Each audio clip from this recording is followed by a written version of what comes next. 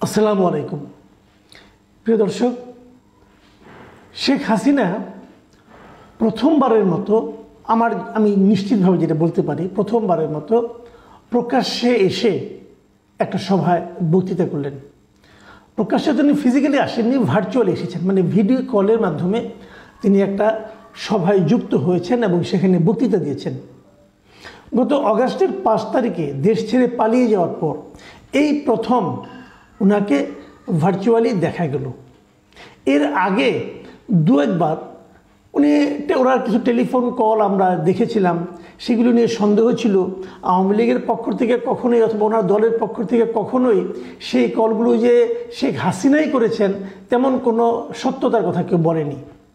অনেকে ভেবেছিল এগুলো হয়তো এআই এর মাধ্যমে ক্রিয়েট করা, অনেকে এমনও ভেবেছিল হয়তো শেখ হাসিনাই কল করেছেন এবং এটা কিভাবে মানে আপনার রেকর্ড হলো এবং বাইরে ছড়িয়ে পড়লো, এটা নিয়ে অনেকের মধ্যে কিন্তু নানা ধরনের সন্দেহ ছিল। কাজে এটা নিশ্চিত ছিল না, কিন্তু এবার নিশ্চিত যে উনি একটা আলোচনা সভায় ভার্চুয়ালি যুক্ত হয়েছেন। কোথায় হয়েছে সেই আলোচনা সভা? সেই আলোচনা সভা হয়েছে নিউ ইয়র্কে সেই আলোচনা সভা আজকে হয়েছে এবং এই নিউজটা আমি পেলাম কলকাতার আনন্দবাজার পত্রিকায়, এবং সেটা আজই মানে 3 ডিসেম্বর সন্ধ্যা 6টা 11 মিনিট ওদের সময়, তার মানে আমাদের সময় হলো মানে 6টা 41 মিনিটে সন্ধ্যা তারা এই নিউজটাকে আপ করেছে। এবং সেই নিউজটাতে বলা হয়েছে যে জিনিসটা সেটা হলো যে ওইখানে ওই ভার্চুয়ালি যুক্ত হয়ে তিনি ডক্টর ইউনূসের বিরুদ্ধে অভিযোগ করেছেন এবং তিনি বলেছেন যে এখন যে এই যে আপনার সংখ্যালঘু নিয়ে যে বিতর্ক চলছে, এই সংখ্যালঘু এই আলোচনাটাকে শেখ হাসিনা সরাসরি গণহত্যা হিসেবে অভিযোগ করেছেন এবং উনি বলেছেন ইউনূসের পরিকল্পনাতে গণহত্যা চলছে বাংলাদেশে, মানে ইউনূসের পরিকল্পনায় বাংলাদেশে এই মুহূর্তে গণহত্যা চলছে, এই অভিযোগটা উনি করেছেন। নিউ ইয়র্কের ওই সভায় উনি আরও অনেক কথা বলেছেন, সেই কথাগুলো নিয়ে আমরা একটা একটা করে কথা বলবো। উনি কী বলেছেন এবং কী ব্যাখ্যা দিয়েছেন, সেখানে উনি কীভাবে আন্দোলনটা হয়েছিল এই আন্দোলনটাকে একভাবে ব্যাখ্যা করেছেন, উনি কেন দেশ ছেড়ে চলে গেলেন সেটাকে উনি ব্যাখ্যা করেছেন। সেই বিষয়গুলো আমরা দেখব।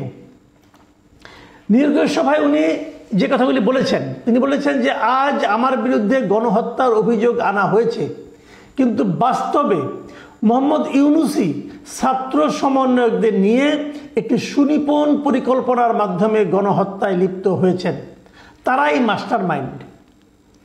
তারপরে এই ঘটনার সঙ্গে উনি তারেক রহমানকেও জড়িত করেছেন। তারেক রহমান তো লন্ডনে আছেন, বাংলাদেশ থেকে নাই, উনি তো অনেক আগে থেকে লন্ডনে আছেন। তারেক রহমানকে উনি কিন্তু অভিযুক্ত করেছেন। তিনি বলেছেন তারেক রহমান সম্বন্ধে যে তারেক রহমান লন্ডন থেকে বলেছেন যে যদি মৃত্যু চলতেই থাকে তাহলে সরকার টিকে থাকবে না। মানে উনি বলতে চাচ্ছেন যে যখন নাকি জুলাইয়ে আগস্টে যে হত্যাগুলি হচ্ছিল, যে মৃত্যুগুলি হচ্ছিল, সাধারণ মানুষ যে মারা যাচ্ছিল, এটাকে নাকি তারেক রহমান বলেছেন যদি এই ধরনের মৃত্যু অব্যাহত থাকে তাহলে সরকার টিকবে না। তার মানে এই ধরনের মৃত্যুকে অব্যাহত রাখার জন্য তারেক রহমান প্ররোচনা দিয়েছেন বলে শেখ হাসিনা তার এই ভার্চুয়াল মিটিংয়ে উল্লেখ করলেন। এবং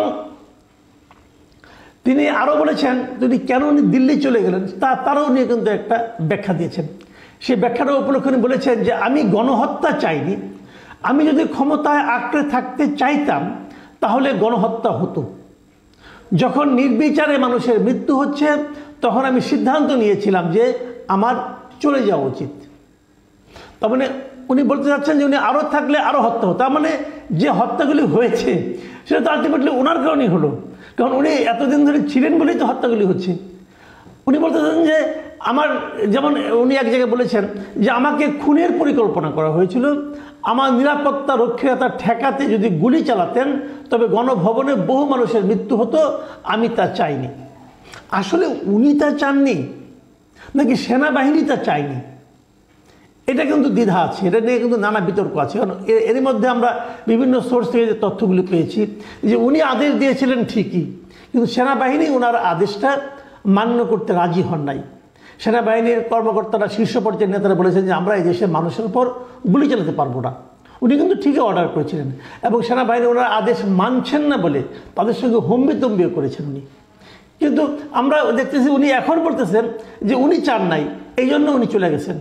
ঠিক এই ধরনের একটা কথা আপনাদের মনে আছে কিনা জানি না, এরশাদ সাহেব একসময় বলেছিল যে গণ আন্দোলনের মুখে, গণবিক্ষোভ আন্দোলনের মুখে ওনাকে পদত্যাগ করতে হয়েছিল। তখন উনি বলেছিলেন যে আমি গণহত্যা এবং মানুষের মৃত্যু চাইনি বলে ক্ষমতা হস্তান্তর করে দিয়ে চলে এসেছি। তো এইগুলি কি আসলে কারণ নাকি অজুহাত, নাকি পরবর্তীতে মানুষের সিম্প্যাথি পাওয়ার একটা অজুহাত, এটা আমি বলতে পারবো না উনি কি মনে করে বলেছেন না বলেছেন।